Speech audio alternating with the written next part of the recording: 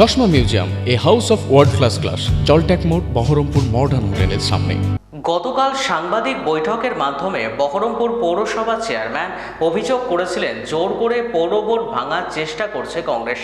আজ সাংবাদিক বৈঠক থেকে অধীর রঞ্জন চৌধুরী বলেন, তথ্য প্রমাণ দিতে হবে, না হলে আমরা অভিযোগ দায়ের করব তাদের বিরুদ্ধে। পাশাপাশি পৌর দুর্নীতি নিয়ে অভিযোগ তুললেন অধীর রঞ্জন চৌধুরী। দেখুন, পুলিশ আছে এখানটায়, পুলিশের যাক, ফরেন্সিক তদন্ত করুক।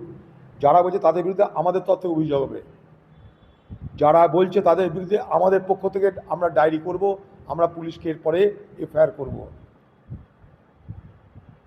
কংগ্রেসের খেয়ে দিয়ে কাজ করেনি, এই পৌরসভা ভাঙতে হবে। পৌরসভা এমনিই ভাঙবে। এই পৌরসভা চালাচ্ছে এখন বিজেপি পার্টি, তাদের হাতেই পৌরসভা। এখন তো তৃণমূলের পৌরসভা নেই, পৌরসভা এখন বিজেপির হয়ে গেছে অলরেডি। সেখানে আমরা কোথায় ভাঙাতে যাব? আমাদের কী প্রয়োজন পড়েছে ভাঙানোর? যারা অভিযোগ করেছে কংগ্রেসের বিরুদ্ধে, তাদের বিরুদ্ধে আমাদের তথ্য অভিযোগ হবে, যে প্রমাণ করো এই অভিযোগ সেটা সঠিক কিনা। আমাদের দয়ায়, আমাদের টিকিটে জিতে এখন আমাদের লোকদের বিরুদ্ধে অভিযোগ করা হচ্ছে। কার কথায়?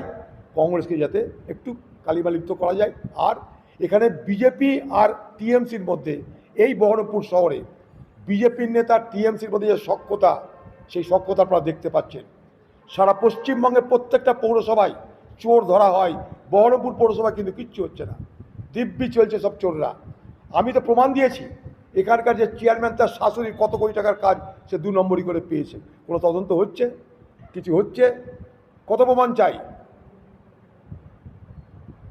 কেরানির ঘরের ছেলে 100 কোটি টাকার মালিক কী করে হয়? তদন্ত হয়েছে? কারণ একটাই, এখানটাই বিজেপির যিনি নেতা, তিনি এখানে মদত দিচ্ছেন এখানকার পৌরসভাকে। এবং এখানকার টিএমসি আর বিজেপি মিলে, আমি অধীর চৌধুরীকে হারানোর জন্য সমস্ত দায়িত্ব নিয়েছিল টিএমসি বিজেপি মিলেমিশে একাকার হয়ে। টিএমসির ভোট বিজেপিকে দিয়ে দাও, এই ছিল স্লোগান টিএমসি, যাতে অধীর চৌধুরী হারে। তাই তাদের আঁতাতটা কতটা অসাধু আঁতাত, যে দেখুন পশ্চিমবঙ্গের সমস্ত পৌরসভায়, সমস্ত এলাকায় চোর চোর চোর চোর আওয়াজ শুনছেন, একমাত্র বহরমপুর শহরের মিউনিসিপ্যালিটিতে কিছু হচ্ছে না। অথচ এখানে লুট হয়েছে, কোলা লুট হয়েছে বহরমপুর পৌরসভা। ভালো তো, আমাদের জেলা থেকে এতগুলো এমএলএ হয়েছে, বিজেপি পার্টির পূর্ণমন্ত্রী পেয়েছে, ভালোই হয়েছে। আমরা চাই যেই মন্ত্রী হোক, তারা জেলার উন্নয়ন করুক। আমাদের জেলার অনেক সমস্যা আছে। আমি এর মধ্যেই ভারতবর্ষের প্রধানমন্ত্রীকে চিঠি লিখে কতগুলো দাবি করেছি। সেই দাবির কথা আপনারা জানেন, সেগুলো খবরে কাগজে বেরিয়েছিল। আমরা এখানে রেলের কোচ ফ্যাক্টরি চাই, আমরা এখানটায় ছোট বিমানবন্দর চাই, আমরা এখানটায় পাটজাত পণ্যের যাতে কেন্দ্র করে একটা শিল্প গড়ে ওঠে সেটা চাই, শিল্প চাই, শিক্ষা প্রতিষ্ঠান চাই, আমরা বিশ্ববিদ্যালয় চাই। পিছিয়ে পড়া জেলা হিসেবে মুর্শিদাবাদের যে বদনাম, সেই বদনাম থেকে মুর্শিদাবাদ বেরিয়ে আসুক। আমরা চাইব এই মুর্শিদাবাদ জেলার উন্নয়ন হোক এখানকার বিধায়কদের তৎপরতায়।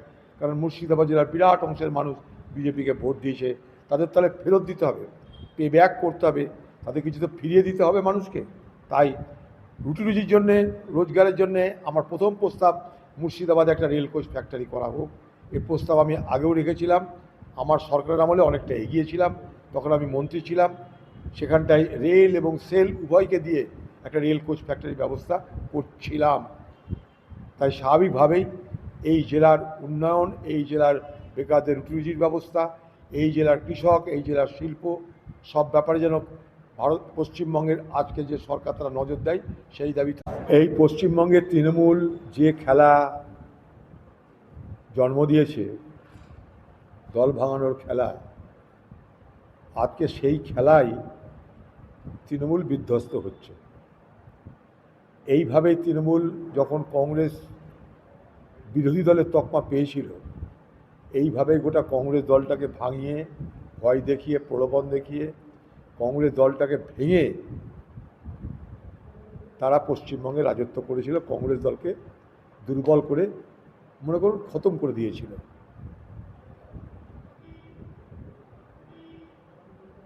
কথায় আছে না যে সাপের কামড়েই মৃত্যু হয়, সে একই খেলায় সেই একই খেলায় আজকে তৃণমূল দংশিত হচ্ছে। তাদেরই দলের এমএলএরা ভোট শেষ হতে হতেই তারা তৃণমূল দল ছেড়ে দলে দলে পলায়ন করছেন। পশ্চিমবঙ্গের মুখ্যমন্ত্রীর আত্ম অহংকার ঔদ্ধত্য যে তিনি মানে দল আর দল মানে তিনি, কঠোর শৃঙ্খলা পরায়ণ দল আজকে দেখুন তাসের ঘরের মতন ভেঙে পড়ছে। তৃণমূল যাদেরকে সঙ্গে নিয়ে বড় বড় নেতা বানিয়েছিলেন, রাজ্যসভা, বিধানসভা, শ্রমিক ইউনিয়ন, এগুলো যে এর আগে কত ঘাটের জল খেয়েছে তার কোনো ঠিক নাই। দিদির কাছে তারাই আদর্শবান সমস্ত নেতা নেত্রী। তাই তারা মনে করছেন দিদি তো আর ক্ষমতায় নেই, আর বাজার নেই মার্কেটে, করে কমে খেতে গেলে চলো বিজেপিকে ধরি কিংবা বিজেপির পরোক্ষ মদতে চলি। তাই এই বুদ্ধি, আর কিছুই না।